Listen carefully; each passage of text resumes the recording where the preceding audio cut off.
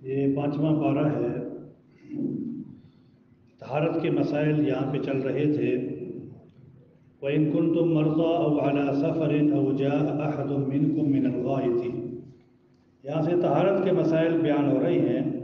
مثلا جب نماز پڑھنی ہو یا قرآن کریم کو ہاتھ لگانا ہو یا کوئی ایسا مسئلہ ہو جہاں طہارت کی ضرورت ہو تو وہاں وضو کرنا ضروری ہوتا ہے۔ اور بعض حالات ایسے ہوتے ہیں کہ جہاں پر غسل کرنا فرض ہے، یعنی مثلا آدمی کو احتلام ہو جائے یا اپنی اہلیہ سے ملاقات کرے تو غسل جنابت فرض ہو جاتا ہے۔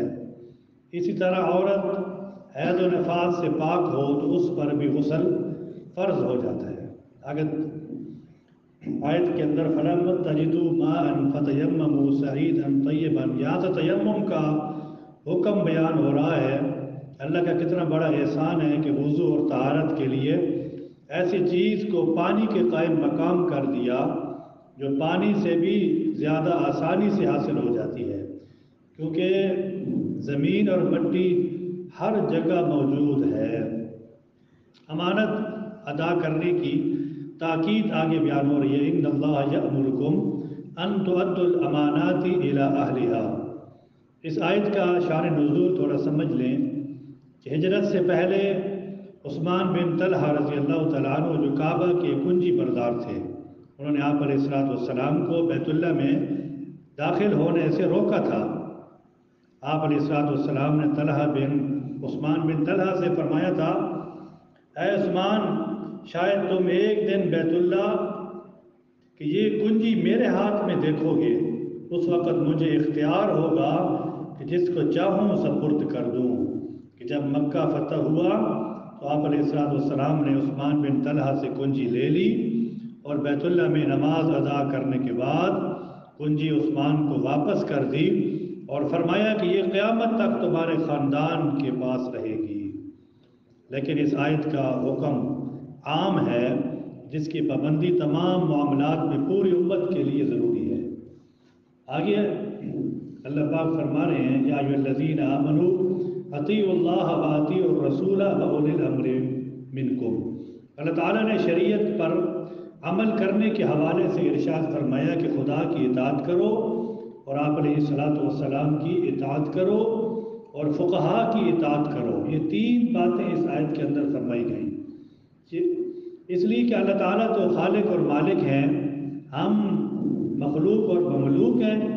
ہم نے اللہ تعالیٰ کی بات ماننی ہے، لیکن ہم دنیا میں اپنے اس کان سے اللہ تعالیٰ کی بات سن نہیں سکتے، اس آنکھ سے اللہ تعالیٰ کو دیکھ نہیں سکتے، تو ہم اللہ تعالیٰ کی بات کو کیسے مانیں گے؟ اس کے لیے ضروری ہے کہ اللہ تعالیٰ اور ہمارے درمیان ایک واسطہ ہو، اور وہ واسطہ پیغمبر صلی اللہ علیہ وسلم ہے۔ وہ اللہ تعالیٰ کی بات کو سنتے ہیں۔ کوئی نبی براہ راست سنتا ہے اور کوئی بذریعہ جبرائیل علیہ السلام سنتا ہے، اور کوئی اللہ تعالیٰ القاء بھی فرما دیتے ہیں۔ پھر ہمارے پیغمبر صلی اللہ علیہ وسلم عربی ہیں، ہم عجمی ہیں، ہم عربی نہیں جانتے۔ اگر کوئی عربی نہ سمجھتا ہو تو وہ قرآن و سنت کی تہ تک نہیں پہنچ سکتا، تو ہم نبی کی بات کیسے مانیں؟ اس لیے اللہ تعالیٰ کیا فرما رہے ہیں کہ پھر فقہا کی بات مانو۔ فقہا اللہ اور نبی کی بات کی تشریح کرتے ہیں، خدا کی بات کو قرآن کہتے ہیں اور مصطفیٰ کی بات کو حدیث کہتے ہیں، اور فقہا کی بات کو فقہ کہتے ہیں۔ اس لیے اللہ پاک نے فرمایا کہ قرآن کریم، حدیث اور فقہ تینوں کو مانو۔ آگے فَإِن تَنَازَعْتُمْ فِي شَيْءٍ فَرُدُّوهُ إِلَى اللَّهِ۔ اس آیت میں اللہ تعالیٰ نے حکم دیا کہ اگر تمہارا کسی مسئلے کے بارے میں اختلاف ہو جائے تو تم اللہ تعالیٰ اور اس کے رسول کی جانب رجوع کرو۔ علماء کرام نے اس سے اجتہاد اور قیاس کو ثابت کیا۔ آگے وَلَوْ أَنَّهُمْ إِذ ظَّلَمُوا أَنفُسَهُمْ جَاءُوكَ فَاسْتَغْفَرُوا اللَّهَ، اس آیت کے اندر آپ علیہ السلام سے دعائے مغفرت کروانا۔ یہ آیت اگرچہ خاص واقعہ میں منافقین کے بارے میں نازل ہوئی ہے، لیکن اس کا حکم عام ہے کہ جو شخص رسول پاک علیہ السلام کی خدمت میں حاضر ہو جائے اور آپ علیہ السلام اس کے لیے دعائے مغفرت کر دیں تو اس کی مغفرت ضرور ہو جائے گی۔ اور آپ علیہ السلام کی خدمت میں حاضری جس طرح آپ علیہ السلام کی دنیاوی حیات کے زمانے میں ہو سکتی تھی، اسی طرح آج بھی روضہ اقدس پر حاضری اسی کے حکم میں ہے۔ جیسا کہ دیہاتی والا واقعہ حدیث کے اندر مشہور ہے اور تفاسیر کے اندر بھی ہے۔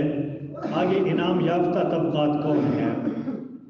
انعم اللہ علیہم من النبیین والصدیقین والشہداء والصالحین، یہ اللہ پاک نے فرمایا کہ یہ لوگ انعام یافتہ لوگ ہیں۔ اللہ ہمارا ان حضرات کے ساتھ حشر کر دے۔ انبیاء علیہ السلام، صدیقین یعنی صحابہ، شہداء اور اولیاء۔ آگے وَلَوْ رَدُّوهُ إِلَى الرَّسُولِ وَإِلَىٰ أُولِي الْأَمْرِ مِنْهُمْ، اس آیت کے بارے میں، یہ آیت جنگ کے بارے میں ہے لیکن حکم عام ہے کہ جن مسائل میں کوئی نص نہ ہو تو ان احکام کے لیے، احکام کے حل کے لیے دو طرف رجوع کرنے کا حکم ہے۔ اگر رسول پاک علیہ السلام موجود ہیں تو ان کی طرف رجوع کر کے حل کرائیں، اگر وہ موجود نہ ہوں تو علماء اور فقہاء کی طرف ہم رجوع کریں۔ وَمَا كَانَ لِمُؤْمِنٍ أَن يَقْتُلَ مُؤْمِنًا إِلَّا خَطَأً، یہاں سے قتل اور دیت کا یہ بیان ہے کہ اللہ تعالیٰ نے قتل کے احکامات یہاں سے بیان کیے ہیں۔ اولاً قتل کی دو قسمیں ہیں، ایک عمدن قتل ہے یعنی جان بوجھ کر، اور ایک قتل خطا ہے۔ پھر یہاں قتل خطا کی تین صورتیں ہیں کہ مومن قتل ہو جائے تو قاتل پر دیت اور کفارہ لازم ہوگا، اور نمبر دو، اگر کوئی مسلمان دارالحرب میں رہتا ہو اسے غلطی سے قتل کر دیا جائے تو صرف کفارہ لازم ہوگا۔ اگر کوئی ذمی جو دارالاسلام میں معاہدے کے تحت رہتا ہو اس کو قتل کر دے تو اس میں بھی قاتل پر کفارہ بھی ہوگا اور دیت بھی لازم ہوگی۔ آگے صلاۃ خوف اور صلاۃ قصر ہے۔ وَإِذَا ضَرَبْتُمْ فِي الْأَرْضِ فَلَيْسَ عَلَيْكُمْ جُنَاحٌ أَن تَقْصُرُوا مِنَ الصَّلَاةِ، یہ گزشتہ آیات میں جہاد اور ہجرت کا بیان تھا، چونکہ ان دونوں میں خوف اور خطر کا سامنا ہوتا ہے جس کی وجہ صلاۃ خوف اور قصر کی نوبت پیش آتی ہے، اس لیے یہاں صلاۃ خوف اور صلاۃ قصر کا ذکر کیا۔ اجماع امت حجت ہے۔ وَمَن يُشَاقِقِ الرَّسُولَ مِن بَعْدِ مَا تَبَيَّنَ لَهُ الْهُدَىٰ وَيَتَّبِعْ غَيْرَ سَبِيلِ الْمُؤْمِنِينَ، اس آیت میں دو چیزوں کو بڑا جرم اور دخول جہنم کا سبب بتایا ہے۔ ایک مخالفت رسول، وہ یہ ہے کہ مخالفت رسول کفر بھی ہے اور بڑا جرم بھی ہے۔ نمبر دو کہ جس کام پر سب مسلمان متفق ہوں ان کو چھوڑ کر ان کے خلاف کوئی راستہ اختیار کرنا، اس سے معلوم ہوا کہ اجماع امت حجت ہے۔ آگے آخر میں، اس پارے کے آخر میں منافقین کو بیان کیا کہ منافقین کون ہیں۔ منافقین نہ ادھر کے ہوتے ہیں نہ ادھر کے، کہ درمیان میں پھنسے پڑے ہوتے ہیں، جو ہی دین میں کوئی فائدہ دیکھا تو ادھر لپک پڑے، اور دین میں کوئی فائدہ دیکھا، یعنی دنیا میں کوئی فائدہ دیکھا تو ادھر دوڑ گئے۔ یہ منافقین ہیں مذبذبین بین ذالک۔ عذاب سے بچنے کا نسخہ، ما یفعل اللہ بعذابکم ان شکرتم وآمنتم، 5ویں پارے کے آخر میں اللہ تعالیٰ نے بہت ہی پیاری بات عطا کی ہے۔ اگر تمہارا عقیدہ ٹھیک ہو اور اللہ تعالیٰ کی نعمتوں پر شکر کرو تو اللہ تعالیٰ تمہیں عذاب کیوں دے گا۔ معلوم ہوا کہ اللہ تعالیٰ کے عذاب سے بچنے کے لیے ان دو چیزوں کا ہونا ضروری ہے، عقائد کا ٹھیک ہونا، اللہ تعالیٰ کی نعمتوں پر شکر ادا کرنا۔ اللہ تعالیٰ سے دعا ہے کہ اللہ ہمیں تمام نعمتوں کا شکر ادا کرنے کی توفیق عطا فرمائے۔ آمین وآخر دعوانا الحمدللہ رب العالمین۔ سبحان ربک رب العزۃ عما یصفون وسلام علی المرسلین والحمد للہ رب العالمین۔